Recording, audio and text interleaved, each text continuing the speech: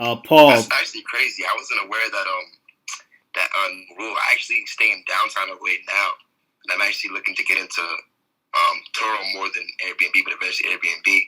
But damn, so I'm actually thinking about like getting places in different states, just like you kind of did. But yeah, I'm here. I'm listening. Yeah, go ahead.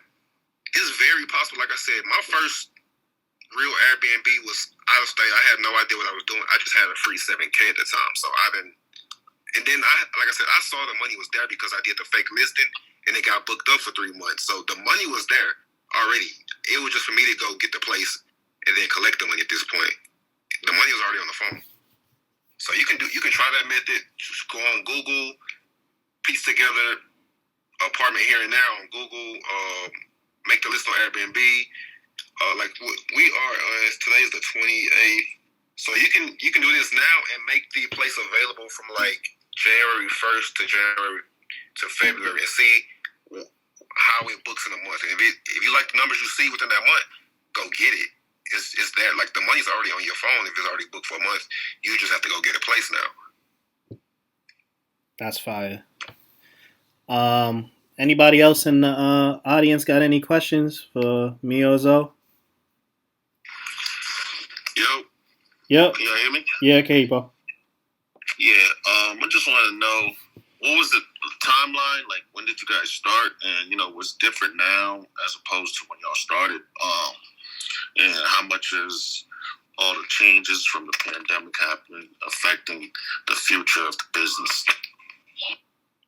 All right, I'll start.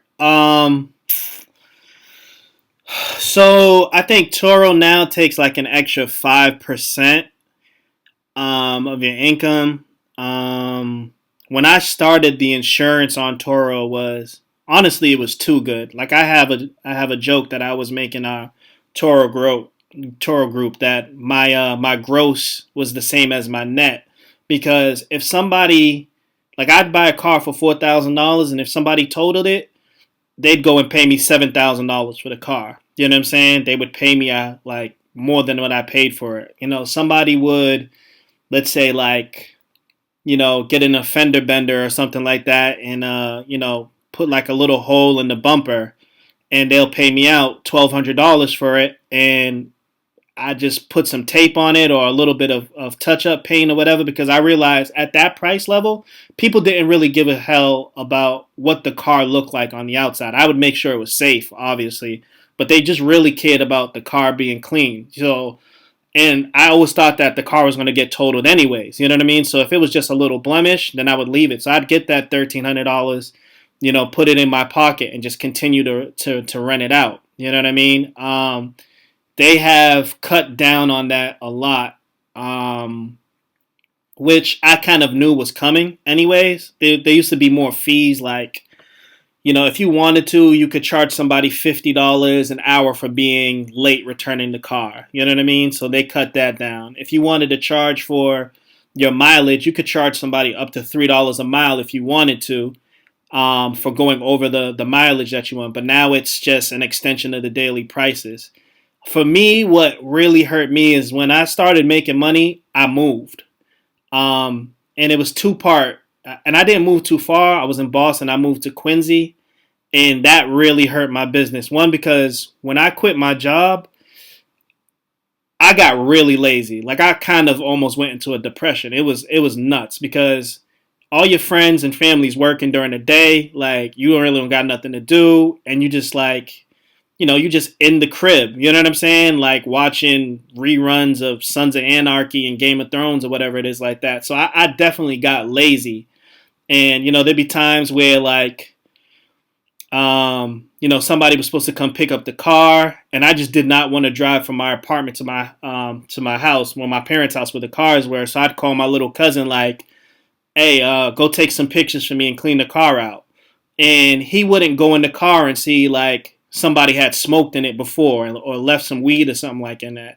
And I actually got excited about that because you can make $150 off of your car if someone smokes in it. You know what I mean? And it don't take really much to clean it out. You got like a little machine or whatever. You put it on, boom, an extra $150. You kind of keep moving. There'd be a scratch on the car that only I would see because I just knew my cars. You know what I mean? That if I told my mom to do it, she would miss or whatever and stuff like that. So a lot of it was on me. So there is less ways to make money, but I kind of planned from the jump because I always used to say we make way too much money on tour. It was crazy. Like there were months that I would make $2,000 off of one car.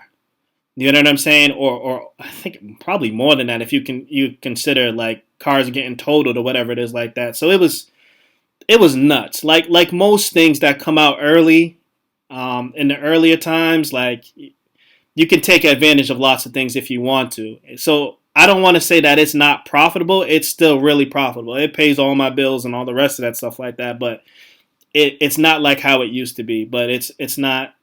You definitely still can make your $10,000 a month. $500 off of each car with no problem if you chose to.